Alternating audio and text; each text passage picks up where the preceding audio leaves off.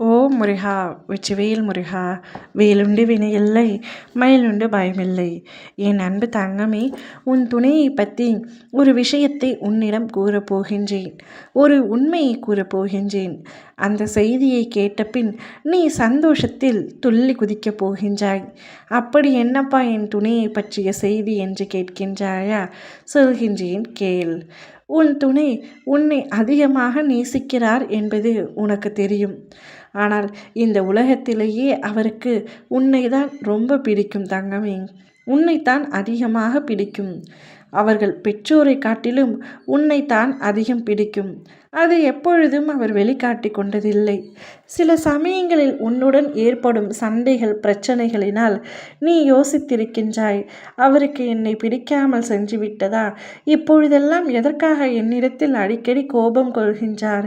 சில சமயங்களில் என்னை புறக்கணிக்கின்றார் என்று பலவிதமாக உன் மனதிற்குள் யோசனை செய்திருக்கின்றாய்.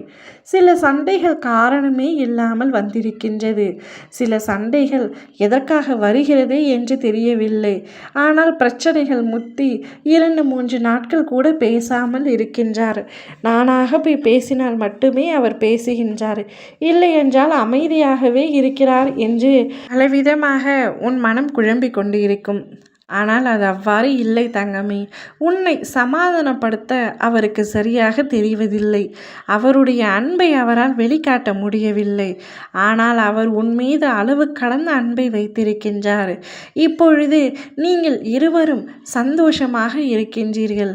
அதில் எந்த ஒரு குறையும் இல்லை. ஆனால் பிரச்சனை வரும்பொழுது நீ யாரோ நான் யாரோ என்பது போல உணர்கின்றீர்கள். இதுதான் பிரச்சனை. இந்த பிரச்சனை எப்பொழுதும் இருக்கக்கூடாது தங்கமே. உன் துணைக்கு நீதான் உயிர், நீதான் உலகம். உன்னை தாண்டி அவர் வேறு யாரையும் மனதால் நினைத்தது கூட இல்லை. அவருக்கு நீ மட்டும் இருந்தாலே போதும். அவரால் அந்த அன்பை உன்னிடத்தில் வெளியில் கூற முடியவில்லை, சொல்ல தெரியவில்லை. அதுதான் உண்மை. அதனால் அவரை எப்பொழுதும் நீ புறக்கணித்து விடாதே, நிராகரித்து விடாதே. அவருக்காக பெற்றோர்கள், உடன் பிறந்தோர்கள் என பல பேர் சுற்றி இருந்தாலும், சொந்தங்கள், நட்புகள் என இருந்தாலும், நீ ஒருவர் அவருடைய வாழ்க்கையில் இல்லை என்றால் அவருடைய வாழ்க்கையே வெள்ளை காகிதம் போல் ஆகிவிடும். இப்பொழுது அவர் மனது வெள்ளை காகிதம் போல் தான் இருக்கின்றது. அவர் மனதால் மிகவும் நல்லவர் என்பது உனக்கே நன்றாக தெரியும். அதனால்தான் எத்தனை சண்டைகள் வந்தாலும் நான் அவரை விட்டு பிரிந்து செல்வதில்லை என்று நீ என்னிடத்தில் கூறியிருக்கின்றாய்.